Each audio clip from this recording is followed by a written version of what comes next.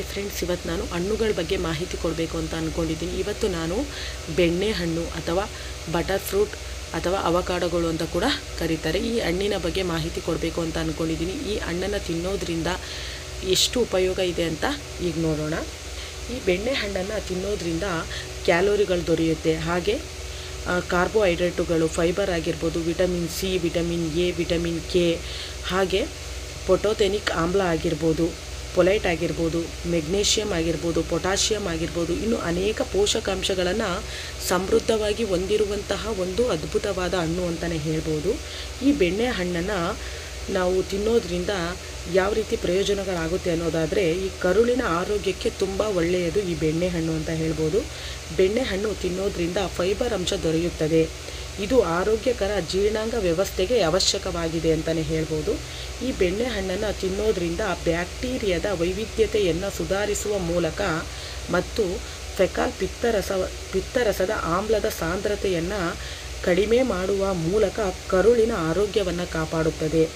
ಇನ್ನು ಹೃದ್ರೋಗದ ಅಪಾಯಕಾರಿ ಅಂಶಗಳನ್ನು ಕಡಿಮೆ ಮಾಡಲು ಕೂಡ ಇದು ಸಹಾಯ ಮಾಡುತ್ತೆ ಅಂತ ಹೇಳ್ಬೋದು. ಈ ಬೆಣ್ಣೆಹಣ್ಣನ್ನು ತಿನ್ನೋದ್ರಿಂದ ಹೃದಯದ ರಕ್ಷಣಾತ್ಮಕ ಕೊಲೆಸ್ಟ್ರಾಲ್ ಮಟ್ಟವನ್ನು ಹೆಚ್ಚಿಸುತ್ತದೆ ಮತ್ತು ಕೆಟ್ಟ ಕೊಲೆಸ್ಟ್ರಾಲ್ ಮಟ್ಟವನ್ನು ಕಡಿಮೆ ಮಾಡುವಂತಹ ಗುಣವನ್ನು ಈ ಬೆಣ್ಣೆಹಣ್ಣು ಹೊಂದಿದೆ ಅಂತ ಹೇಳ್ಬೋದು. ಈ ಬೆಣ್ಣೆಹಣ್ಣನ್ನು ತಿನ್ನೋದ್ರಿಂದ ಉರಿಯೂತವನ್ನು ಕಡಿಮೆ ಮಾಡ್ಬೋದು. ಈ ಬೆಣ್ಣೆಹಣ್ಣಿನಲ್ಲಿ ಆ್ಯಂಟಿ ಆಕ್ಸಿಡೆಂಟುಗಳು ಮತ್ತು ವಿಟಮಿನ್ ಎ ಆಗಿರ್ಬೋದು, ಹಾಗೆ ವಿಟಮಿನ್ ಸಿ ಆಗಿರ್ಬೋದು, ಹಾಗೆ ಇನ್ನು ಕ್ಯಾರೋಟಿನಾಯ್ಡ್, ಲೂಟಿನ್ ಇಂತಹ ಉತ್ತಮವಾದಂತಹ ಮೂಲಗಳನ್ನು ಈ ಹಣ್ಣು ಹೊಂದಿದೆ ಅಂತಲೇ ಹೇಳ್ಬೋದು. ಆರೋಗ್ಯಕರವಾದ ದೇಹದ ತೂಕವನ್ನು ಕಡಿಮೆ ಮಾಡಲು ಈ ಹಣ್ಣು ಸಹಕಾರಿಯಾಗಿದೆ. ಇನ್ನು ತೂಕ ನಷ್ಟ ಮಾಡ್ಕೋಬೇಕು ಅಂತ ಇರೋರು ಮತ್ತು ಹೊಟ್ಟೆಯ ಕೊಬ್ಬನ್ನು ಕಡಿಮೆ ಮಾಡ್ಕೋಬೇಕು ಅಂತ ಇರೋರಿಗೆ ಈ ಹಣ್ಣು ತುಂಬ ಸಹಕಾರಿಯಾಗಿದೆ ಅಂತಲೇ ಹೇಳ್ಬೋದು. ಇದರಲ್ಲಿ ಫೈಬರ್ ಭರಿತವಾಗಿರುವಂಥ ಆಹಾರವಾಗಿ ಇದನ್ನು ನೋಡ್ಬೋದು. ಇದರಲ್ಲಿ ತುಂಬ ಫೈಬರ್ ಅಂಶ ಇರೋದ್ರಿಂದ ಈ ವೆಯ್ಟ್ ಲಾಸ್ ಮಾಡೋರು ಇದನ್ನು ತಿನ್ನೋದ್ರಿಂದ ಹೊಟ್ಟೆ ತುಂಬಿದಂತಹ ಅನುಭವವನ್ನು ಇದು ನೀಡುತ್ತೆ ಅಂತ ಹೇಳ್ಬೋದು. ಇನ್ನು ಗರ್ಭಾವಸ್ಥೆಯಲ್ಲಿ ಮತ್ತು ಹಾಲುಣಿಸುವ ಸಮಯದಲ್ಲಿ ಮಹಿಳೆಯರು ಈ ಹಣ್ಣನ್ನು ತಿನ್ನುವುದು ತುಂಬ ಒಳ್ಳೆಯದು ಅಂತಲೇ ಹೇಳ್ಬೋದು. ಈ ಹಣ್ಣಿನಲ್ಲಿ ಇರುವಂತಹ ಪೊಲೈಟ್ ಆಗಿರ್ಬೋದು, ಪೊಟ್ಯಾಷಿಯಮ್ ಆಗಿರ್ಬೋದು, ವಿಟಮಿನ್ ಸಿ ಆಗಿರ್ಬೋದು ಮತ್ತು ವಿಟಮಿನ್ B6 ಆಗಿರ್ಬೋದು, ಇಂತಹ ಹಲವಾರು ಜೀವಸತ್ವಗಳು ಮತ್ತು ಖನಿಜಗಳನ್ನು ಹೊಂದಿರುವಂತಹ ಹಣ್ಣು ಅಂದರೆ ಅದು ಬೆಣ್ಣೆಹಣ್ಣು ಅಂತ ಹೇಳ್ಬೋದು. ಇನ್ನು ರಕ್ತದ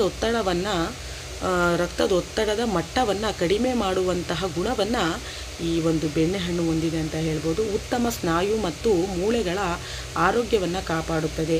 ಕಣ್ಣಿನ ಆರೋಗ್ಯಕ್ಕೆ ಒಳ್ಳೆಯದು. ದೃಷ್ಟಿ ದೋಷದಂತಹ ಸಮಸ್ಯೆ ಇರುವವರು ಈ ಹಣ್ಣನ್ನು ತಿನ್ನೋದ್ರಿಂದ ತುಂಬ ಒಳ್ಳೆಯದು.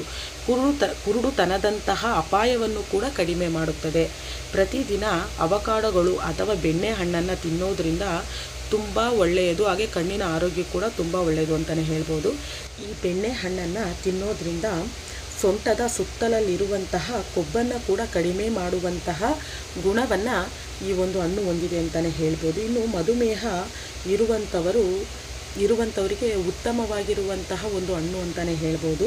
ಈ ಬೆಣ್ಣೆಹಣ್ಣನ್ನು ತಿನ್ನೋದ್ರಿಂದ ದೇಹದಲ್ಲಿನ ಸಕ್ಕರೆ ಮಟ್ಟವನ್ನು ಕಡಿಮೆ ಮಾಡುವಂತಹ ಗುಣವನ್ನು ಈ ಬೆಣ್ಣೆಹಣ್ಣು ಹೊಂದಿದೆ ಅಂತಲೇ ಹೇಳ್ಬೋದು. ಹಾಗೆ ಈ ಬೆಣ್ಣೆಹಣ್ಣು ಚರ್ಮದ ಆರೋಗ್ಯಕ್ಕೆ ಒಳ್ಳೆಯದು. ಈ ಬೆಣ್ಣೆಹಣ್ಣಿನಲ್ಲಿ ಇರುವಂತಹ ವಿಟಮಿನ್ ಸಿ ಅಂಶವು ಸುಕ್ಕುಗಳನ್ನು ತಡೆಯುತ್ತದೆ. ಇದರ ಮೂಲಕ ಯೌವನವಾಗಿರಲು ಸಹಕಾರಿಯಾಗಿದೆ ಅಂತ ಹೇಳ್ಬೋದು.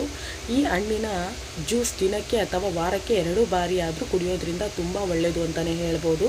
ಹಾಗೆ ಆರೋಗ್ಯಕ್ಕೆ ತುಂಬ ಪ್ರಯೋಜನ ಇದೆ ಇದರಿಂದ ಅಂತ ಹೇಳ್ಬೋದು. ಹೀಗಾಗಿ ಈ ಹಣ್ಣು ತಿಂದೇ ಇದ್ದರೆ ಈಗಲೇ ಈ ಹಣ್ಣನ್ನು ತಿನ್ನಲು ಆರಂಭಿಸಿ ಫ್ರೆಂಡ್ಸ್. ತುಂಬ ರುಚಿಯಾಗಿ ಮತ್ತು ಆರೋಗ್ಯವಾಗಿ ಇರುವಂತೆ ನೋಡಿಕೊಳ್ಳುವಂತಹ ಗುಣವನ್ನು ಈ ಬೆಣ್ಣೆಹಣ್ಣು ಹೊಂದಿದೆ ಅಂತ ಹೇಳ್ಬೋದು, ಅಥವಾ ಬಟರ್ ಫ್ರೂಟ್ ಅಂತ ಕೂಡ ಕರಿಬೋದು.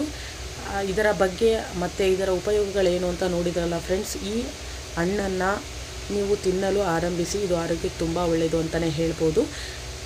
ಈ ವಿಡಿಯೋ ನಿಮಗೆ ಇಷ್ಟ ಆದರೆ ಒಂದು ಲೈಕ್ ಕೊಡಿ, ಹಾಗೆ ನನ್ನ ಚಾನಲ್ನ ಸಬ್ಸ್ಕ್ರೈಬ್ ಮಾಡ್ಕೊಳ್ಳಿ ಫ್ರೆಂಡ್ಸ್. ಸಪೋರ್ಟ್ ಮಾಡಿ. ನೀವು ಕೊಡೋ ಒಂದು ಲೈಕಿಂದ ಇನ್ನೂ 10 ಜನಕ್ಕೆ ನನ್ನ ಚಾನಲ್ ಪರಿಚಯ ಆಗುತ್ತೆ ಫ್ರೆಂಡ್ಸ್. ಹಾಗಾಗಿ thank you, take care, bye.